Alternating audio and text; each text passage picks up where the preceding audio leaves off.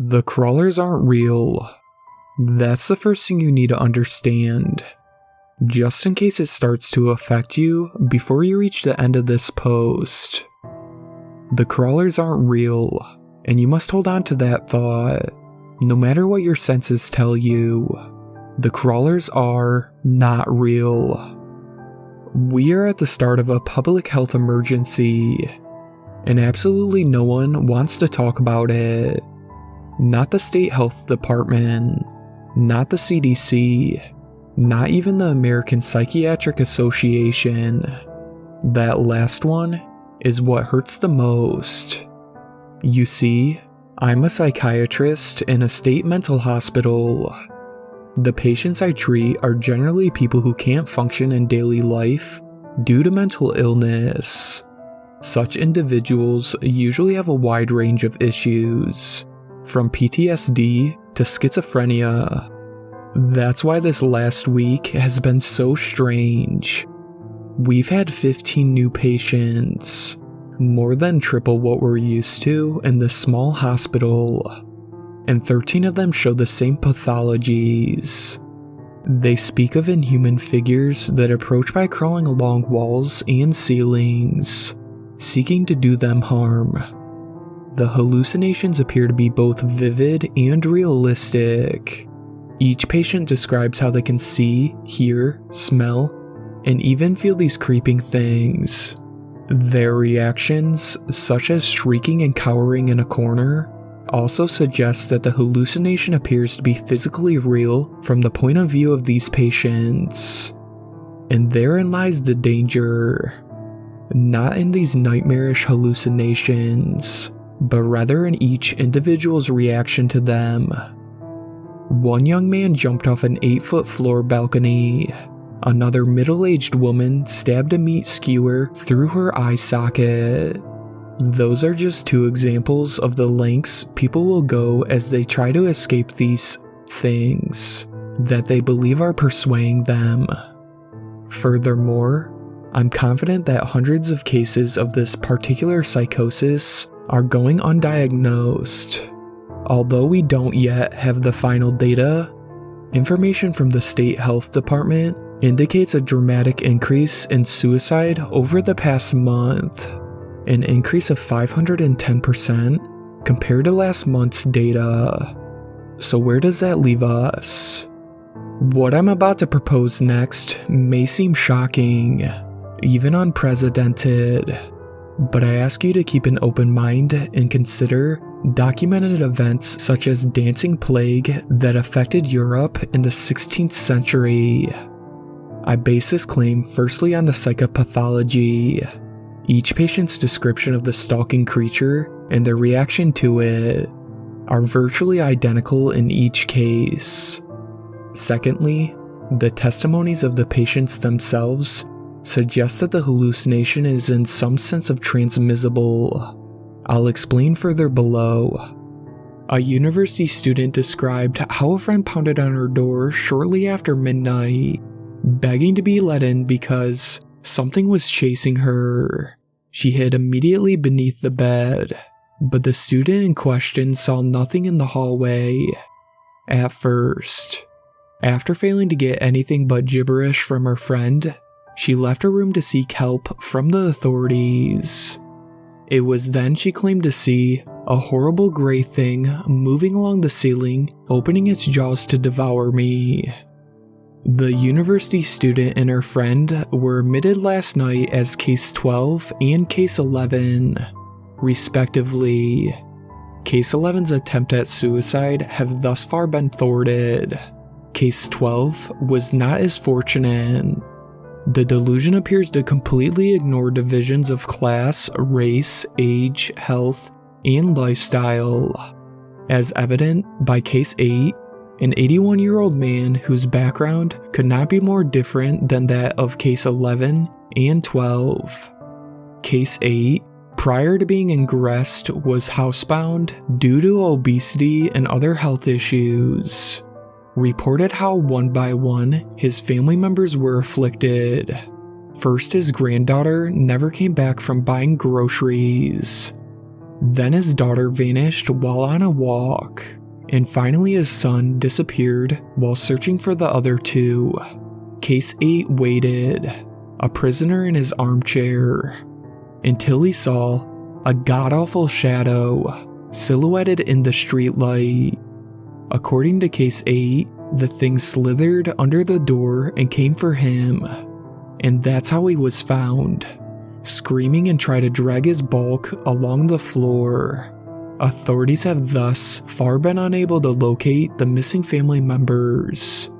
In Case 11 and 12, the delusion appears to have been passed between the two individuals in contact with each other.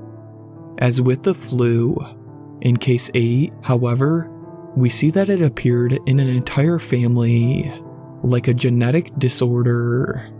Yet surely none is stranger than that of Case 5, a night security guard at a shopping center.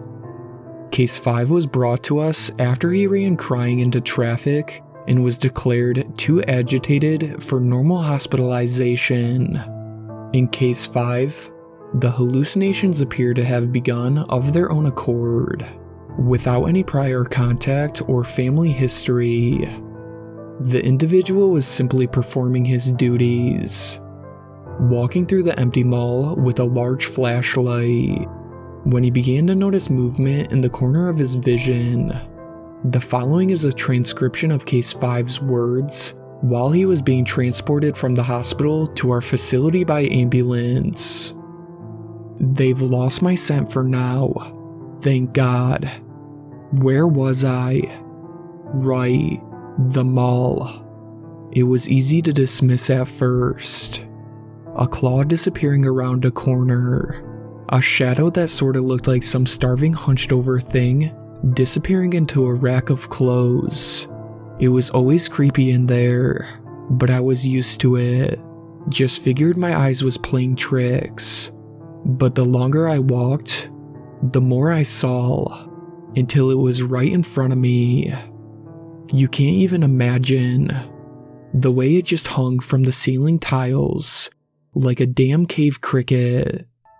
The skittering sound and that reeking smell. You can't think of anything else except that you're gonna wind up in its belly. I ran fast as I could, and it was right behind me the whole way, like it could have taken me at any time and was just trolling with me. I think I felt it brush the back of my neck a few times, just to hear me scream. When I ran out into the traffic, I wasn't even thinking. I didn't even know where I was. Oh my God. Do you hear that? No. Wait. Don't look out the window. It'll see. It'll know. It's here. It's trying to slip through the door. It's wailing unintelligible. Of course, the 3 ambulance nurses transporting Case 5 did not report seeing anything unusual except for the unfortunate security guard's own delusional behavior. Although it is true that one of them has not yet reported in for his first shift today. I mention these cases not only as a support for my theory, but also to impress upon anyone who reads this the severity of the situation. So far, recovery from this delusion appears impossible, and death or incapacitation nearly certain, as individuals suffering from it invariably attempts to take their own lives rather than facing the things they believe to be stalking them. I wish I could provide you with more data, but we simply don't have it.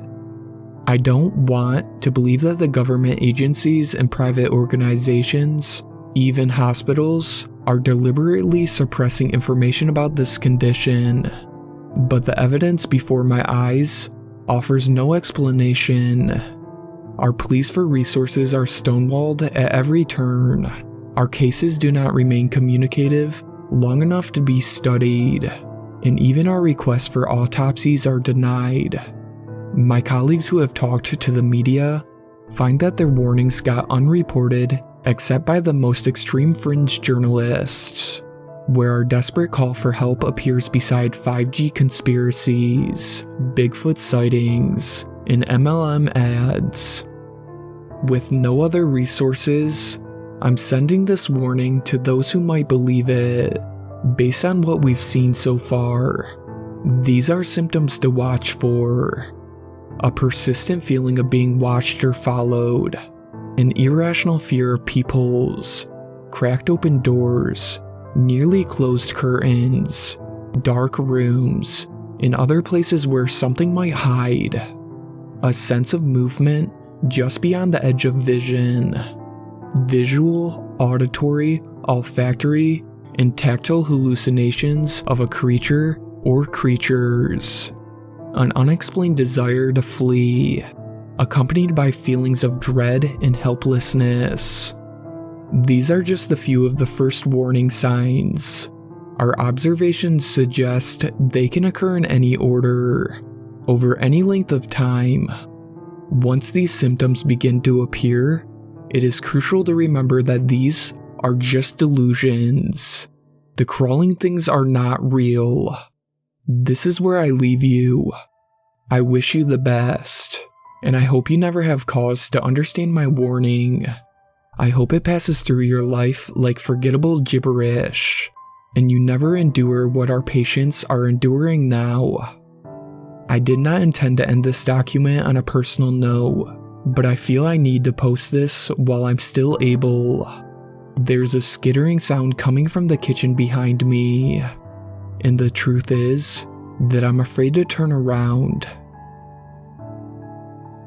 Shout out to my superfans, Sweet Black Swan, Tacey, and Brooklyn. I really appreciate you guys supporting my channel, and I really look forward to making more content for everyone.